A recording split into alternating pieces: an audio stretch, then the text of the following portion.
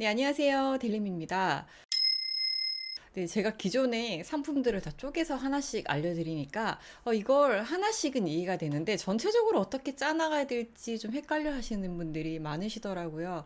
기존에 제가 사회초년생이나 젊은 분들 그리고 아직 잘 모르시는 분들을 대상으로 이야기를 하고 상담을 할 때는 하나하나 설명을 드렸는데 결과적으로는 그냥 전체적으로 제가 다 배분을 해서 짜서 이렇게 가입을 해라 라고 알려드린 경우가 굉장히 많았었어요. 여러분들이 상품에 대한 지식은 올라가는데 전체적으로 어떻게 관리해야 될지 전체적인 그 돈에 대한 밸런스, 우리가 워라밸처럼 머니라벨, 뭔가 돈에 대한 밸런스가 좀 잘 맞춰져야 될 것 같아요. 이번 시간에는 사회초년생들이 어떻게 하면 자산 관리를 잘 살 수 있는지 사초생 돈 관리 프로젝트라는 시리즈를 기획하게 됐습니다.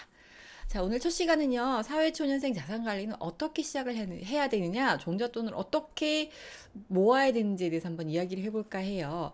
우선 사회초년생들 돈을 처음 벌고 돈을 처음 써보죠. 뭐 돈이야 기존에 자잘하게 많이 썼었지만 뭔가 큰 돈을 벌고 또 이 돈을 어떻게 모아가야 되고 또 어떻게 써야 되는지에 대한 구체적인 계획이나 경험은 적을 거예요. 그래서 이때는 제일 중요한 게 나의 소비 습관. 돈을 좀 잘 써야겠죠. 뭐 기본적으로 주거에 나가는 비용도 있을 거고 내가 매월 사용하는 용돈도 있을 거죠. 뭐 교통비라든지 식비라든지 쇼핑이라든지 여러 가지들이 나가잖아요. 이때 잘 잡아둬야 앞으로 내 삶에서 좀 돈에 대한 습관이 만들어지는 시기라고 해야 되나? 왜 우리 3살 버릇 8까지 간다라는 말이 있잖아요. 그처럼 여러분들이 돈을 벌기 시작할 때 소비 습관을 잘 잡아두지 않으면 나중에 가서 고치기가 굉장히 힘들어요. 그래서 이때는 소비 습관을 잘 만들고 그리고 또 하나 저축에 대한 습관도 잘 만들어야 합니다. 그래야 앞으로 여러분들이 돈을 모으고 불려나가고 이걸 가지고 투자도 하고 여러분들 노후를 준비하는데 큰 어려움이 없을 거예요. 그래서 여러분들이 어떤 점에 중점을 두고 돈을 모으고 관리해야 되는지에 대한 여러분들이 꼭 가입? 실천해야 할 4가지에 대해서 한번 이야기를 해보도록 하겠습니다. 자, 우선 여러분들이 제일 어려워하는 게 종잣돈을 만드는 거예요. 요즘 뭐 1억 모으기, 뭐 5천만 원 모으기, 1천만 원 모으기 이런 얘기가 굉장히 많은데 현실적으로 이 돈을 어떻게 모아가야 되고 좀 어떻게 계획을 짜야 되는지에 대한 구체적인 생각이 들지 않을 거예요. 자, 그럴 때 여러분들이 먼저 시작을 하셔야 되는 거는 내가 이 돈을 모아서 뭘 할지에 대한 목표를 구체적으로 세우는 거예요. 목표 세우고 기간까지 세우면 더할 나위 없이 좋습니다. 그래서 제가 항상 말씀을 드린 게 이름표를 붙이라고 많이 말씀을 드려요. 여러분들이 지금 하고 싶은 게 머릿속에 떠오르는 게 있나요?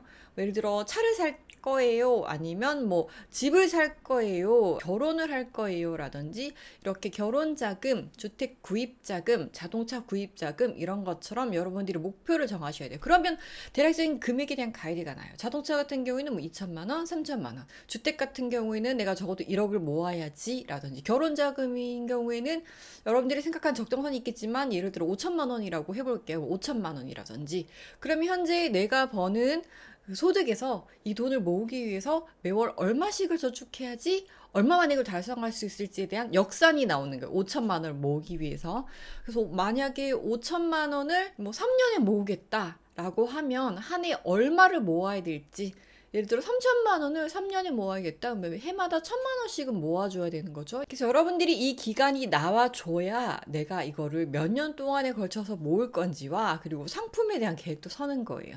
여러분들이 기본적으로 가입할 수 있는 적금이나 예금 같은 경우에는 뭐 짧게는 6개월에서 1년 이렇게 여러분들이 설정을 하실 수가 있지만 우리가 요즘 많이 하는 청년 도약 계좌라든지 ISA라든지 이런 것들은 가입 기간이 정해져 있단 말이에요. 그 기간 이상 넣어야 최대로 혜택을 받을 수 있기 때문에 여러분들의 돈 모으기의 구체적인 목표를 먼저 설정한 게 가장 중요하다. 여러분들의 자산 관리를 위한 첫 번째였고요. 자, 그 여러분들이 이제 어느 정도 자금에 대한 목표가 생겼으면 이제 여러분들이 가입할 수 있는 상품이나 기관들을 체크를 해야 되는데 뭐 물론 수익이 잘 나오면 좋죠. 뭐 투자를 한다든지 여러분들이 뭔가 원하는 상품들 좀 다양한 상품들에 투자를 해보고 싶지만 솔직히 그건 정말 극단적으로 잘 됐을 때 수익이 잘 나고 좋다는 거지 정말 또 반대쪽으로 극단적으로 생각하면 최악의 수익률 그리고 수익이 안 나는 경우도 분명히 생길 수 거든요. 그래서 여러분들이 목표를 하는 금액과 기간이 있을 때는 어느 정도 잘 분배를 해서 가지고 가야 되는데, 여러분들이 딱 기간이 정해지잖아요. 그럼 제일 빠른 방법은 여러분들이 원금을 차곡차곡 잘 모아 나가는 거예요. 그런데 그냥 모으는 게 아니라 내가 모을 수 있는 원금을 최대한 좀 안전하게, 그리고 수익도 가지고 가면서 이자도 받으면서 복리로 잘 굴릴 수 있는 상품이 뭔가라는 걸 먼저 고민을 해보셔야 되거든요. 그래서 그런 부분도 굉장히 잘 따져서 가입을 해야 되는데, 저 최근에 청년들 사이에서 굉장히 핫한 3명 중에 1명이 가입했다라고 하는 청년 도약 계좌 상품이 있습니다. 이 계좌 같은 경우는 제가 영상으로 채널에 올려놨는데, 자세히는 궁금하신 분들은 그 내용을 확인해 주시면 되고요. 간략하게 말씀을 드리면, 청년 도약 계좌는 여러분들이 가입하면 5년 동안 넣어야 되는 상품인데, 월 최대 70만 원까지 자유롭게 납입을 할 수 있고요. 그리고 이자는 최대 6%까지 받을 수가 있는데, 비과세 혜택이나 이런 것들까지 따지면 거의 한 9% 이상의 효과를 누릴 수 있는 저축 계좌입니다. 그리고 정부에서 또 지원해주는 지원금 대상이 되면 그 지원금도 같이 받을 수 있어요. 정부 기여금. 그래서 이런 것까지 다 받으면 여러분들이 실질적으로 가져가는 금리 혜택이 높기 때문에 여러분들이 우선적으로 가입해야 할 상품은 청년 도약 계좌입니다. 자, 그리고 청년들을 위한 상품들이 최근에 좀 많이 나와 있는데요. 청년 주택 드림 청약 통장도 여러분들이 관심을 가지셔야 됩니다. 기존에 청약 통장은 많이 들어보셨죠? 근데 청년 주택 드림 청약 통장 같은 경우에는 요건이 있긴 하지만, 여러분들이 만약에 이 요건이 된다라고 하면 월 최대 100만 원까지 넣을 수 있고요. 그리고 기본 청약 통장보다 1.7%나 이자를 더 줘요. 그래서 현재는 최대 4.5%까지 이자를 받을 수가 있습니다. 이자 소득 500만 원까지 비과세 혜택도 받을 수 있습니다. 만약에 전환을 안 하신 분들 중에 요건이 되시는 분들은 청년주택 드림 청약통장으로 갈아타시면 훨씬 더 많은 혜택을 받으실 수가 있습니다. 자, 그리고 이 청년주택 드림 청약통장 같은 경우에는요, 최근에 연계대출 상품도 같이 출시가 되었습니다. 그래서 이 요건이 되면 저금리로 대출을 활용을 할 수가 있는데, 만약 결혼 계획이 있고 출산을 계획이 있다, 출산할 예정이다, 이런 분들은 신생아 특례 디딤돌 대출도 있는데, 그 상품 같은 경우에도 제 채널에 영상을 찍어서 올려놨으니까 그 영상을 참고를 하시면 도움이 되실 것 같아요. 그리고 청년주택 드림 청약통장 같은 경우에는 2025년 12월 31일까지만 가입이 가능한 상품이니까 아직 놓치고 계신 분들은 가입을 하시길 바랍니다. 자, 그리고 우리가 적금, 예금 이런 게 안정적인 건 아는데, 뭐 물가도 오르고 뭐 저금리 기조에 이자가 옛날만큼 높지 않아서 재미가 없다라고 하시는 분들도 많이 있어요. 자, 이럴 때는 여러분, 투자를 하기는 하는데요. 뭐 여러분들이 좀 뭔가 한 방을 노리고 뭉떡뭉떡 이렇게 큰 돈을, 목돈을 넣는 건 좀 위험하고요. 여러분들이 가장 안전하게 투자를 할 수 있는 방법은 적립식, 적금식으로 꾸준히 투자를 하는 게 가장 리스크를 낮출 수가 있습니다. 이건 이제 평균 매입 단가를 평균화하는 건데요. 이걸 코스트 에버리징이라고 해요. 그러니까 매입 단가가 높을 때 살 때, 낮을 때 살 때 중간 가격에 맞춰지는 거예요. 이 얘기는 뭐 투자와 관련된 얘기가 나왔을 때도 늘 나오는데, 이건 정말 검증된 방법이고 제일 확실한 방법이에요. 내가 사는 시점이 고점인지 저점인지 알 수 없기 때문에, 저점에 들어가면 물론 좋겠죠. 저점에 들어가서 올라가면 좋은데, 이게 저점은 아무도 예상을 할 수가 없습니다. 신도 예상을 할 수가 없어요. 어느 정도 평균 단가가 뭐 높을 때 사서 계속 떨어지기 시작하면 계속 낮춰지는 효과가 있을 거고, 여러분들이 낮을 때 사서 높을 때 계속 이렇게 넣다 보면은 어느 정도 내가 이걸 사도 계속 수익률은 플러스권으로 올라오겠죠. 그리고 중간에 사서 이렇게 저점을 지나서 오면 평균 가격에 맞춰지면서 어느 순간 상승기로 올라갔을 때는 수익이 많이 나 있겠죠. 그래서 여러분들이 꾸준히 좀 사 모으는 게 중요합니다. 그래서 제가 이걸 2008년도 그 중국과 관련된 펀드를 사신 분들, 고점에서 사가지고 다들 수익률 마이너스 50%, 30%막 이렇게 전부 다 손실 구간에 들어가서 물리신 분들 굉장히 많이 봤는데, 제가 유일하게 수익률 100%를 본 적이 있었습니다. 자, 그분의 투자 전략을 봤더니 적금식으로 꾸준히 넣으셨더라고요. 고점일 때 좀 시작을 하긴 했지만 계속 떨어져서 저점일 때도 계속 매수를 하다 보니까 결국 그 펀드의 수익률은 100%를 달성을 했었어요. 유일하게 100% 수익률을 기록한 분이었었습니다. 그래서 이렇게 꾸준히 사는 게 말은 쉬운데요, 생각보다 쉽지 않아요. 왜냐하면 그렇게 사는 게 과연 될까라는 생각이 들긴 하는데, 결국 꾸준히 내가 이거를 오랫동안 사 모으다 보면 플러스권에서 안정적으로 수익을 낼 수 있기 때문에 이게 가장 확실하고 리스크를 줄이는 방법 중에 하나다 라고 말씀을 드릴 수 있을 것 같아요.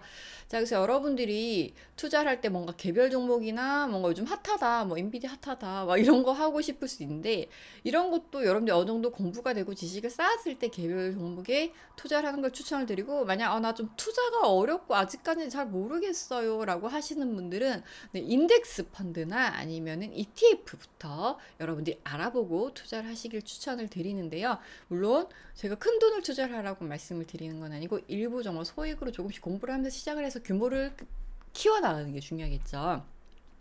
그래서 인덱스 펀드 같은 경우에는 여러분들이 이제 시장 전체에 투자하는 미국의 나스닥, 미국의 S&P, 한국의 코스피, 코스닥 이렇게 여러분들이 전체적인 지수와 비슷하게 구성해 놓은 상품에 투자를 해서, 그러니까 시장에 투자를 하는 거죠. 대한민국 주식시장, 미국 주식시장 이렇게 투자를 할 수 있는 인덱스 펀드에 투자를 하시거나, 아니면 상장지수 펀드라고 해서 뭐 배당주를 좀 많이 담은, 기술주를 많이 담은 이런 식으로 요즘 사람들이 많이 하는 뭐 슈드나 뭐 QQQ 이런 유명한 ETF들이 있어요. 그래서 이런 상품들 유명한 것들부터 살펴보고 하나씩 투자를 해 나가시기를 추천을 드립니다. 그 다음에 여러분들이 좀 알아보셔야 될 게 IS 계좌입니다. 청약도약은 5년짜리지만 ISA 계좌 같은 경우에는 3년짜리예요. 이 ISA 계좌를 이용하시면 여러분들이 비과세 혜택을 받으실 수 있는데, 보통 일반형으로 하시면은 200만 원까지 비과세 혜택을 받을 수 있지만, 소득에 따라서 서민형은 400만 원까지 비과세 혜택을 받으실 수가 있습니다. 그리고 이 비과세 한도를 넘어서는 금액에 대해서는 9.9% 분리과세 효과가 있기 때문에 세금을 좀 줄일 수 있는 효과가 있죠. 그리고 이 ISA 계좌 수익이랑 손실이 났을 때는 손익 통산이 가능해요. 그러니까 실제 순이익에 대해서만 과세를 하다 보니까 여러분들이 세금 부담을 줄일 수 있는 장점이 있습니다. 이 여러분들이 3년 정도 모으면 되겠다, 관리하면 되겠다라고 하시면 여러분들이 여기에 뭐 예적금뿐만 아니라 투자형 상품도 다 가입을 하실 수 있기 때문에 여기에 넣어두면 비과세 혜택도 누리고 또 세금도 절세 좀 줄일 수 있는 혜택을 누릴 수 있는 계좌니까 기간에 따라서 ISA 계좌도 잘 활용을 하시면 된다. 자, 그리고 사회초년생 계좌 중에 꼭 나오는 게 ISA 계좌, 청년도약 계좌, 그리고 퇴직연금 IRP가 나오는데요. 이게 뭔 차이가 있는지 좀 헷갈리시는 분들이 많잖아요. 이건 다음 시리즈로 제가 가지고 올 건데, 우선 이 영상에서 간단하게 말씀을 드리면, IRP 같은 경우에는 여러분들이 세액공제 혜택을 받으실 수 있고요. 그리고 따로 이게 수익이 난다고 해서 세금을 매기는 게 아니라 이게 자동으로 재투자가 되면서 여러분들이 절세와 복리 효과까지 같이 가지고 갈 수 있는 계좌가 바로 IRP입니다. 그래서 퇴직연금과 관련해서 IRP 계좌가 왜 필요한지에 대해서는 제가 또 다음 시리즈 영상에서 자세히 한번 말씀을 드리도록 하겠습니다. 그래서 자산을 이렇게 모으면 남들은 1억 모으고 5천 모으고 집 사고 이러면 굉장히 초조한 느낌이 들고, 나만 돈 못 모으나 이런 생각이 들잖아요. 근데 여러분, 제가 이렇게 많은 사람들의 계좌를 보고 실제로 또 돈도 관리해보고 한 경험으로는요, 돈을 모으는 데는 그만큼의 돈도 필요하지만 그만큼의 시간도 필요합니다. 제가 매월 받는 월급은 한정적이고 제가 써야 되는 금액들도 어느 정도 규모가 정해져 있죠. 그 안에서 소비를 줄이고 저축률을 최대한 높여야 빠르게 목돈을 모아갈 수 있는데, 그건 하루아침에 되지 않아요. 사람들은 막 빠르게 돈을 모을 수 있는 지름길이 있는 것처럼 이야기를 하지만 실제로 지름길은 없고요. 꾸준히 여러분들이 시간을 두고 모아나간다면 3년, 5년 뒤에는 여러분들이 목표하는 금액 3천, 5천, 1억을 손에 쥐실 수 있을 거예요. 그러니까 너무 불안하게 생각하지 마시고 오늘 알려드린 내 자산의 목표 기간을 설정하고 내가 가입할 수 있는 혜택을 많이 받을 수 있는 계좌들, 청년이라면 청년도약계좌, 그리고 청년주택드림 청약통장, 그리고 투자를 통한 인덱스 ETF를 통한 투자, 그리고 여러분들이 ISA, IRP와 같은 이런 상품들을 잘 포트폴리오를 짜서 여러분들이 꾸준히 3년, 5년 기간에 맞춰서 좀 잘 모아가시다 보면 종잣돈을 빠르게 모으실 수 있을 겁니다. 이 부분에 대해서 자세한 내용은 또 시리즈로 가지고 올 테니까요. 네, 구독, 좋아요, 알림 설정 해주시고요. 또 여러분들이 궁금한 점이 있으시면 댓글로 작성해 주시면 제가 또 답변을 드리도록 하겠습니다. 그럼 우리 다음 영상에서 만나요. 안녕!